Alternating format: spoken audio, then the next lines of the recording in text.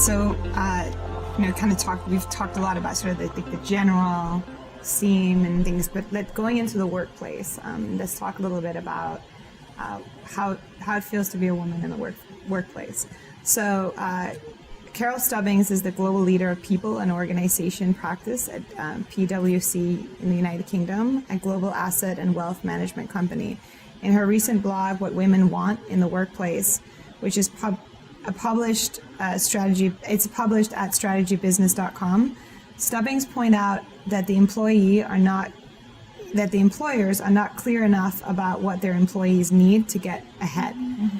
In fact, 58% of surveyed women said there was a need for greater transparency from their employers. Mm-hmm. How important is transparency to you, and how does it impact your workplace environment, hiring practices, or company culture? Great question. Mm-hmm. Can I start? Yes.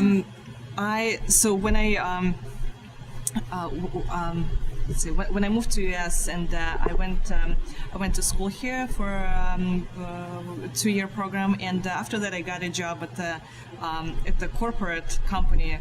I don't want to call out any names, and I thought it was my dream job. I always thought, I was like, oh my God, this is, I'm so happy I got this job. I was just, so thrilled. And what I realized that job wasn't, it didn't let me to live up to my full potential, and even talking to the managers in the company, I didn't see that they maybe recognized that in me, that I was kind of aiming for maybe kind of going further in the company, or like implying my ambition in a certain way. But the trainings that I see in that I could find online for this for the company, they didn't really, I felt like it wasn't enough for me, and I couldn't really, find other ways how I can, grow within the company and apply my talent. And what happened is, just after 6 months, I have, start, getting more and more dissatisfied with the position, and ended up quitting and leaving the larger, corporate job, the status, and I just traded it for the smaller company in the area that I found more rewarding, because I had so many. It was transparent. It was, small business. I always knew what was going on, and I could always go and talk to my boss about all the things we can kind of. If I want to learn this new technology, I can go and do it, and then we can apply it right there, right? And it's just, I felt that it was just easy to communicate, and it helped me to kind of see the bigger picture and see in which direction I can move. So for me, having transparency within the company, and offering transparency to my people that I work with now, and making sure that we're all on the same page, whether with what the project status is, what the opportunities out there for us. I think it just creates a stress-free environment, and make sure that everybody applying their skills wherever to their best abilities, right, and that they're happy with the with the job that they're doing and the projects that they're working on. I would say that transparency is absolutely important on multiple levels, not even just on a professional level, but we all have lives outside of work, and those lives outside of work totally affect our lives inside of work. So if you're having a new life change, or anything that's going on in your life, if you don't have that foundation of transparency within the workplace, that you can come to your employer or your coworker and just kind of really discuss it and express how it's affecting your work performance, or express how it may potentially affect your work performance, it provides such a tension within the workplace where things start to unravel when they really don't have to. But if you have transparency, if you're having those conversations and you're just being 100% honest and saying like, hey, I'm fully capable of doing the job, but I'm a little frustrated in this area, or I need a little more help in this area, I need a little more support in this area because of A or B. I feel like it not only brings an opportunity for more teamwork within the workplace, but it represents that trust within the workplace for everyone. So I personally feel like my new business, which I haven't had any employees yet, but once we start, we're going to begin with transparency. And even now in the stage that I'm at, where I'm just trying to build relationships with other local businesses. That's like the main thing that I really try to do, is be super transparent with where I am right now, because that's going to help me bring on new partnerships, bring on new collaborations, because I'm just being honest about where I am and what my goals are for the future. So honesty and transparency, I think, are like super important for any demographic, any gender, workplace in general. It's just super important. Do you have any of you have an example of when lack of transparency caused a conflict, and what was the outcome?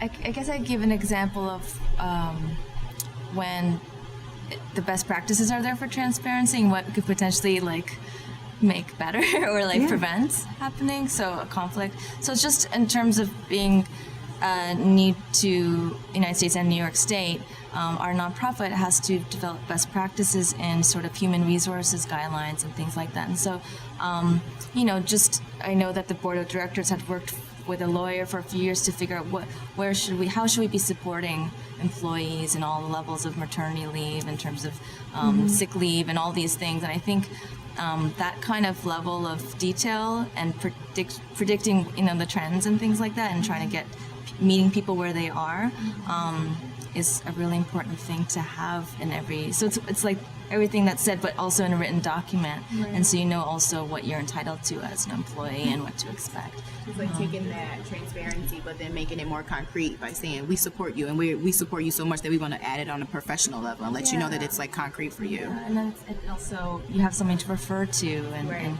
it's kind of a boring version of what this is, but it's sort of if it's institutionalized like that, and there's open for change, to develop it as things change. I think that's important too. Yeah. Go ahead. I was going to say one thing that I think is following with what Stubbings, her article, she cites that women only attempt to advance their careers when they're 100% certain that they're qualified. And I think we've kind of talked about it a little bit today, and I know that I've seen job descriptions and I'm like, oh, they want 10 years. I've only got 8. I got to wait 2 years. I can't apply for this job. And it takes a lot of time, and I put a lot of thought into my cover letter and my resume and what that looks like. And so I only want to do it if I'm 100% sure that I've got a chance. But men don't think that way. I think she actually says it was around, I don't have the stat in front of me, but it was around more than half of women said they felt the same exact way, that they won't apply for a job unless they're 100% sure that they meet all of the qualifications. I totally agree with that. Have you experienced that? Yeah. Absolutely. So how can employers do a better job of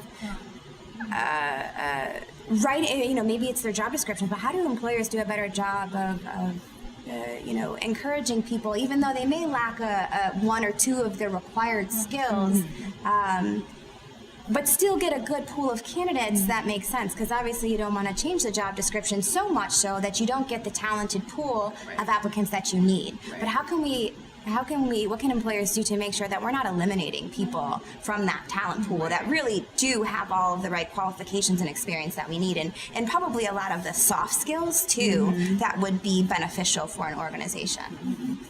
My main thing was to say, just change the language just slightly so that you lead with the prerequisites, we hinted toward this before, but it's just like mentioning, if you are a creative writer, maybe showcasing, hey, if you're a creative writer, you know that this skill that you currently have, it may not apply to this position 100%, but you can use this and we can work with that. We can grow with that. So maybe kind of changing the language to let people know you may not have everything, but if you have this one thing, we're the type of company, we're the type of organization that is looking to build and grow. And that's what the job is. A job is not, you come here and you're perfect. You come here and you're helping the company grow. That's the main goal. You're trying to help the company grow. So in order to help the company grow, our employees have to be in the space to be learning and growing too. So maybe change the language a little bit in the job descriptions. I would say it would help me, because I wouldn't be so intimidated, because I know when I first read like requirements, I'm just like, oh yeah, no, not me. Next.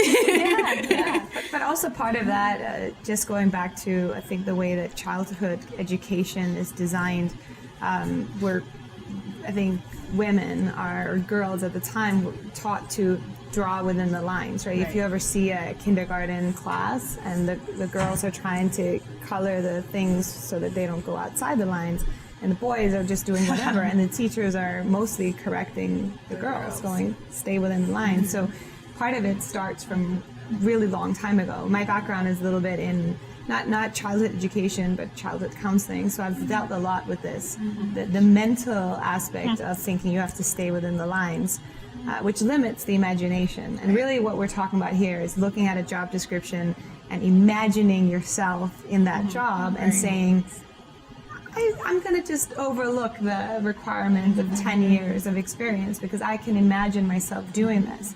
But if you have this rigid way of thinking of yourself as a professional, or I am in tech, or I'm in art, or I'm in these things, then you might not see yourself in that job description. Yeah, I think the language in the job description, and also if you don't, maybe you could say that there's support.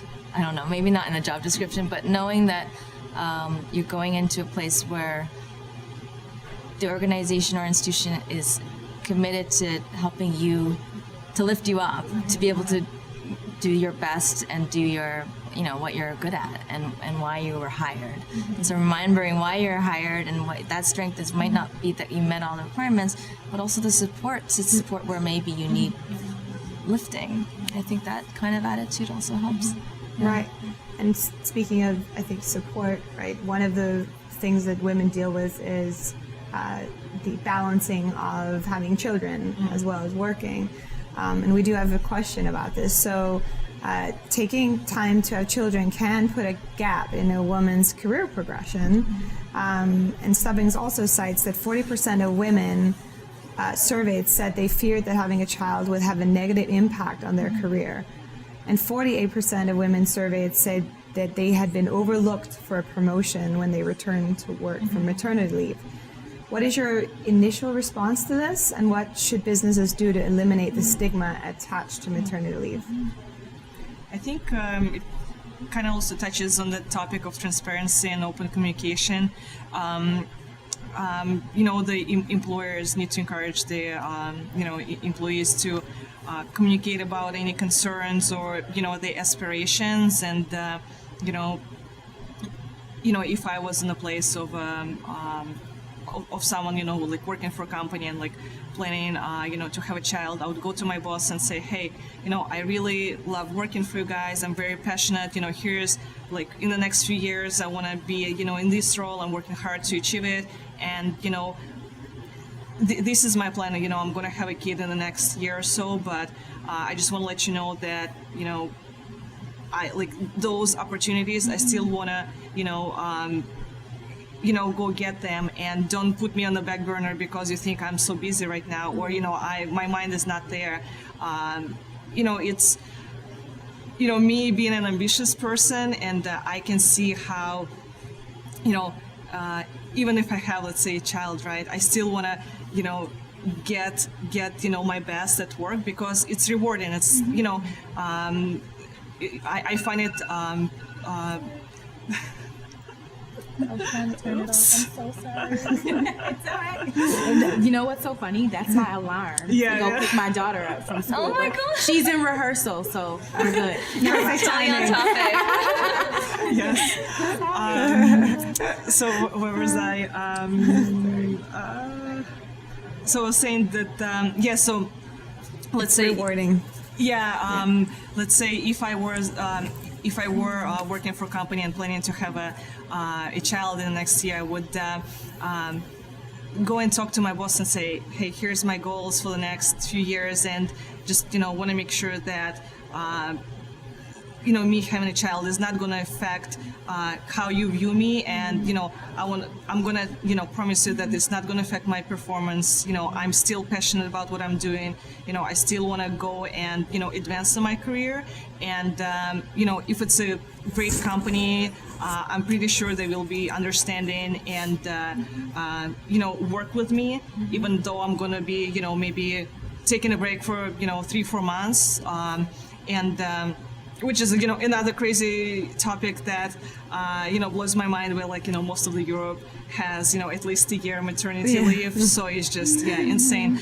But, you know, and we have to debate here, like, oh, is it okay to take 3 months off? So it's just, I mean, you know, it's great to see things moving in the right direction with paternity and maternity leave, and, you know, more companies offering those competitive packages for the employees.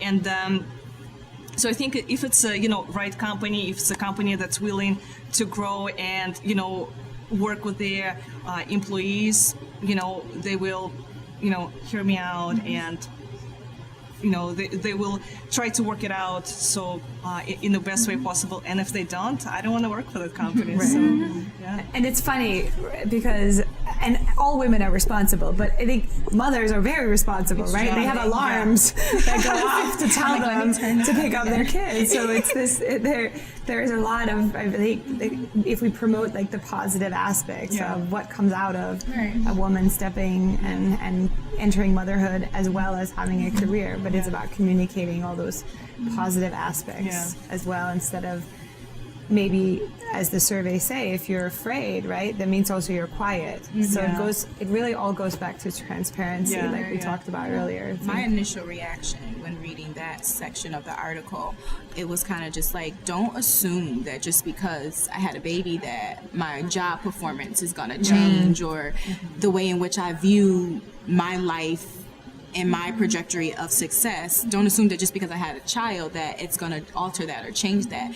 If anything, if you know women, it's going to increase it, because now I have another person that I'm living for, that I'm striving for. So it's going to increase my drive. It's going to help me to work even harder. So you're kind of doing yourself a disjustice as a company by stagnating me when my drive can be the very force that's going to like skyrocket us, because now I'm on the go, seriously, because now I gotta go to sleep early and set alarms and, you know, do certain things, and I'm constantly trying to set goals and meet those marks. So it's a great thing when women, you know, leave work and then come back. So that whole stigma of not allowing them to advance as quickly, or kind of maybe shunning them a little bit, and providing that atmosphere for their confidence level to not be as boosted as it normally would if they didn't have took that maternity leave. It's really doing the whole entire company a disjustice. So. And you're a role model now, right? Right. Right. An added pressure. Right. Right. One thing maybe I wanted to add is, you know, thinking about offering childcare in different scenarios. So within or beyond maternity leave, you know, if we're offering professional development courses for adults in the evenings, then maybe, I know most of them end up being men, and I don't know, you know, I haven't actually looked into it. It's like, what if we did partner with a child care services organization to offer that a child caregiver in the space or in the building during that time? I don't know, just thinking around like our budget lines. Make sure your budget line has childcare for events or educational programs. As a mommy, that would be such a huge lift, you know, off of you. And I know, like, nobody's looking at me all weird because I have to kind of like bring my daughter, or I can't come tonight because I have to go and, you know, be with my daughter, or she hasn't. But if we had childcare and a support, you know, a hub, space or support system that allowed for us to still come to work and kill it, and then we know that our kid is over in the other room, you'll get the best out of me, because I'm secure, my baby's right there, I'm doing what I need to do. So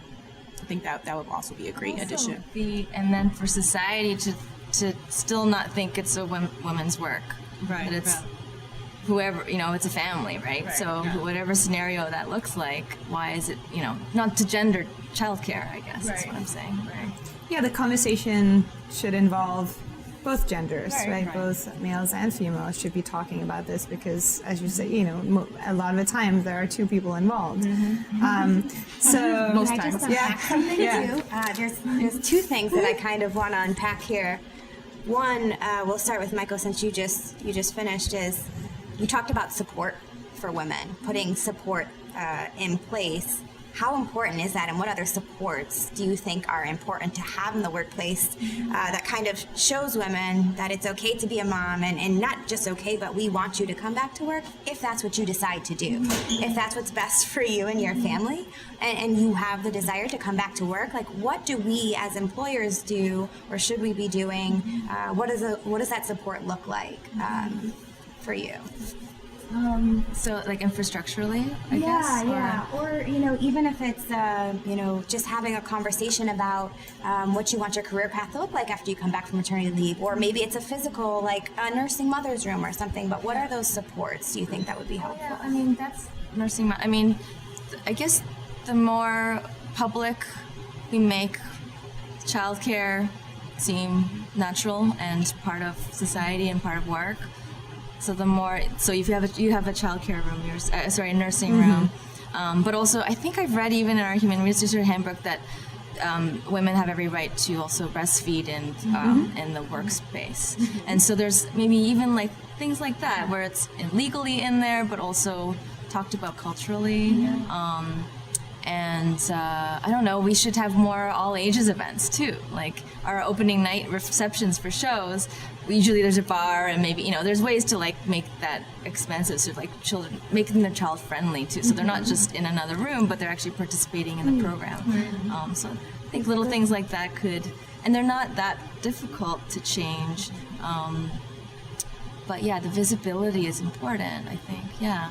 And it kind of goes back to what you were saying, Ciara, about, I'm not just an employee, I'm also a mom. It's about bringing your whole self to work, and you're not just an employee, you're also a mother, you're a friend, you're a daughter, you're all of these other things too. So being able to bring that full self to work and not be shy about being a new mom and with needs, is important. And then, Lena, you mentioned a good topic. You were talking about how when you went back, or you were in this corporate job, and how you would want to have a conversation about how what your career goals look like now that you came back to work.